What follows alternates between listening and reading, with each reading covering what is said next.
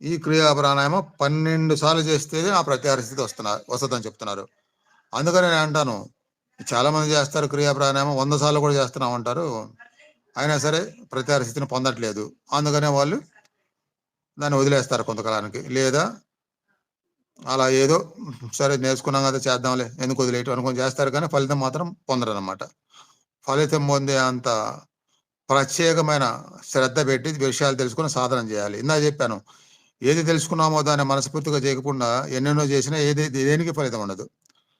కానీ దీన్ని అర్థం చేసుకొని సరైన సాధన దీన్నే చేస్తే ఆ లెక్క అలా ఉందనమాట. 12 ఉత్తమ ప్రాణాయామాల వల్ల ప్రత్యాహారం ఇంద్రియజన్యమైన విషయాల నుంచి దూరం కావడం జరిగిద్ది. మరి అదే దాన్ని 144 ప్రాణాయామాల వలన ధారణ ఇందాక చెప్పాను. ప్రత్యాహారం ధ్యానం ధ్యానానికి ముందు ధారణ వస్తదని చెప్పాం కదా! ధ్యానం. ఆ ధారణ వచ్చేస్తది.